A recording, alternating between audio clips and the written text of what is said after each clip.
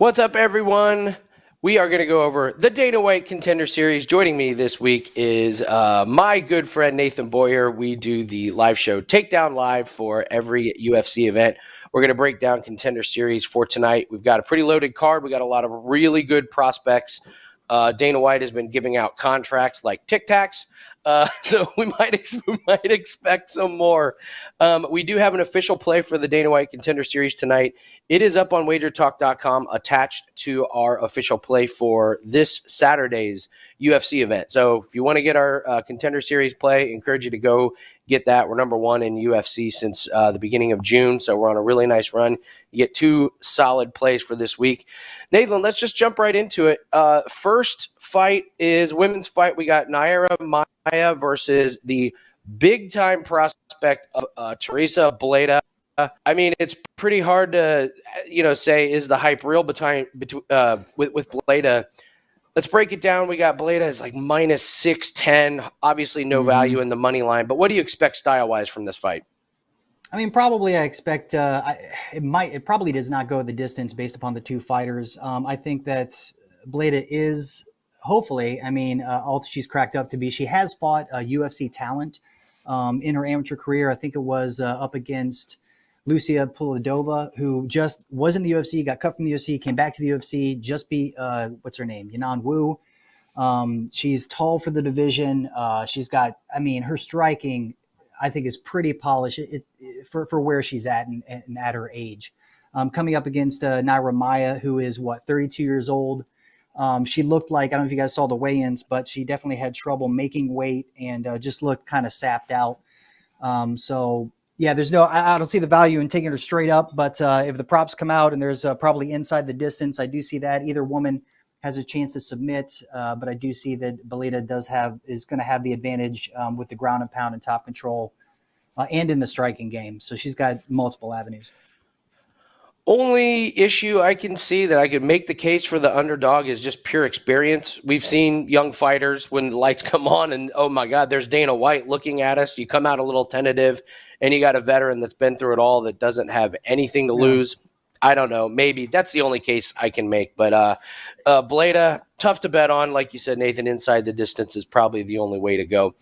We're going to move on to the next fight. The first Bonfim brother we're going to see tonight is Ismael Bonfim, and odds could not be closer. Both minus 110 in the betting markets. Right now, he's fighting Nariman Abbasov. And I got to say, Nathan, looking at these tapes, both these guys, I guess, could make it in the UFC. I see some holes in Abbasov's striking. Mm-hmm. It's very vanilla. Very predictable.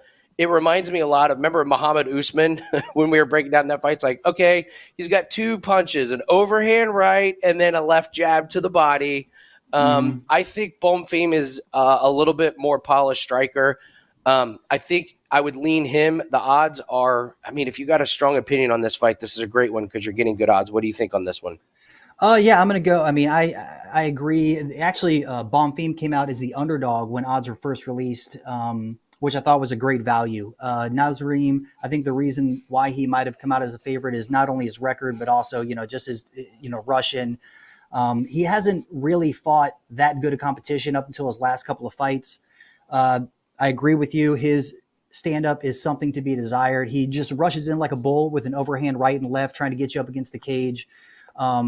Bonfim has an amateur background in boxing, did win. He also has, 4 professional boxing matches, trains with Luque. His younger brother is actually the sparring partner of Luque, which we'll get to later.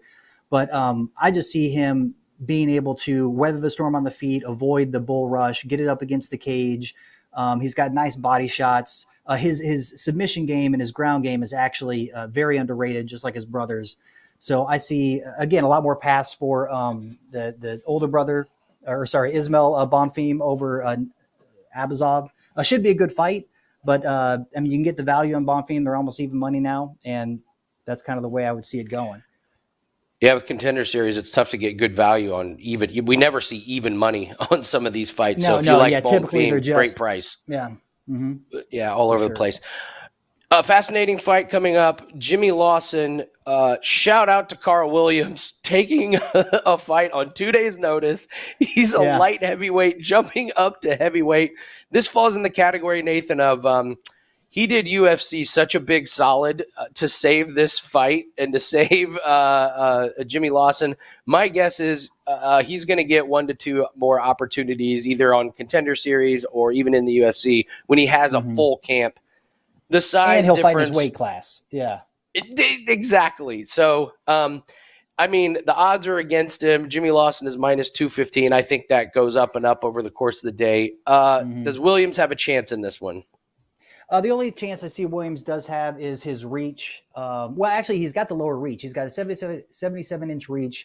Lawson actually has a 79, I think it is. Lawson's going to be the much shorter fighter, but he is just a massive muscle. The weigh-ins, he came in at 263, where Carl Williams came in at 136. So he's going to have a ton of size advantage over Carl. Carl, his game plan is just going to be to throw this kind of like straight 1-2, get in, get the body lock, and try to get it to the ground. He's got good cardio. He just kind of tries to wear his opponents like a backpack and do a little bit of ground and pound action to get the win. The only problem is just Carl's that D1 wrestler from Penn State. His striking is something, it's don't blink, because I haven't seen a heavyweight with this fast of hands and this much power in a long time. He does have the cardio, even if he hasn't shown it in his last few fights because he keeps getting the KO in the first round. But he has gone, in the later rounds against some people that have had some good experience. So, I mean, Carl is doing a solid. I do think that Jimmy is the rightful favorite. I think, like you said, the odds are going to get more stacked in Jimmy's favor moving on throughout the day.